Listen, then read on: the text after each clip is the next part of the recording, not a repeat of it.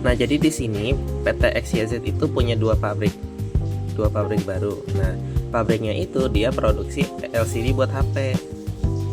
Nah, jadi pabriknya itu ada pabrik X sama pabrik Y. Nah, di mana produksi terbanyak itu ada di pabrik X. Dia sampai sekitar 70%. Sedangkan 30%-nya ada di pabrik Y. Nah, dari masing-masing pabrik itu setiap mesin kan nggak bisa memproduksi secara benar 100%, maka tetap ada cacat. Nah, cacatnya ini di pabrik X itu sekitar 2%, sedangkan pabrik Y ini lebih besar, sekitar 5%. Nah, kita mengasumsikan kita ini adalah seorang QC. Nah, jadi ceritanya kita sebagai QC itu mau mengecek berapa banyak sih produk yang cacat. Nah, tapi sebelum kita tahu jumlahnya, kita harus tahu dulu nih peluangnya berapa. Nah, terus suatu saat kita ini mengambil sampel barang yang cacat. Nah, pertanyaannya itu berapa sih peluang produk itu memang cacat, tapi kalau produk itu sebenarnya memang dari pabrikan X. Jadi ceritanya kita ini ngambil sampel barang yang cacat. Nah, kita tuh pengen tahu ini sebenarnya pabrik X atau pabrik Y ini yang buat. Nah, gitu. Gimana cara jawabnya? Oke, di sini ada beberapa langkah. Jadi pertama, kita hitung dulu peluang produk cacat di masing-masing pabrik. Jadi kita tuh hitung dulu berapa sih irisannya gitu, yang beneran produk itu cacat dari pabrikan X. Nah, ternyata kita bisa mengubah nilai 70% itu jadi 0,7 dan 2% itu jadi 0,02. Jadi cara menghitungnya itu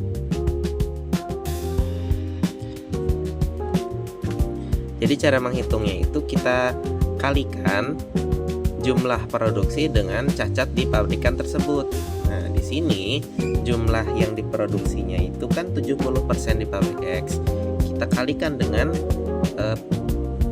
persentase cacatnya. Nah, ditemukan bahwa persentase peluang dia itu cacat itu sekitar 0,014. Nah, sedangkan di pabrik Y kita hitung juga irisan yang cacatnya berapa. Ternyata ditemukan bahwa ada 0,015. Nah, setelah kita tahu semua ini, baru kita bisa kita menjumlahkan total peluang terambilnya barang yang cacat. Jadi jumlah peluang cacat yang ada di pabrik X kita tambahkan lagi dengan peluang cacat yang ada di pabrik Y. Nah, totalnya itu ada 0,029.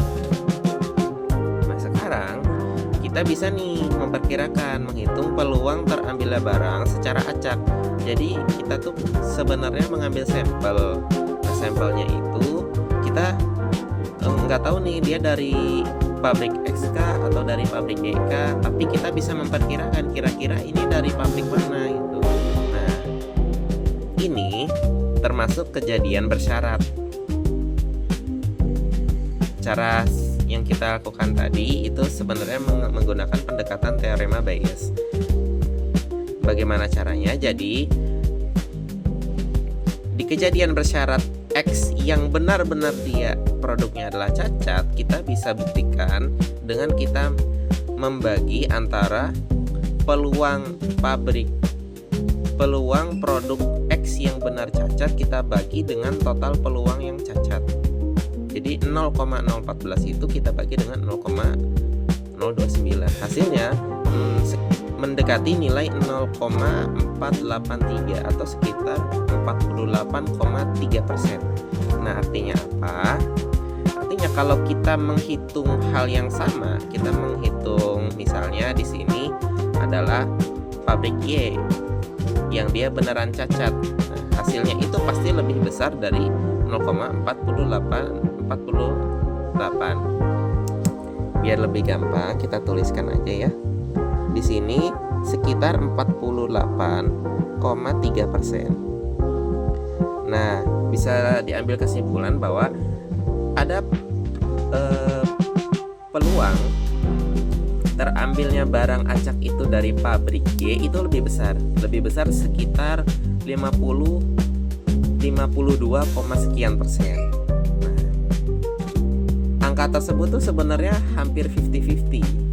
Jadi kita lebih bisa memperkirakan kalau barang itu memang berasal dari produk Y. Kita lebih bisa memperkirakan kalau barang tersebut ya memang cacat dari pabrikan Y, karena dia secara jumlah peluang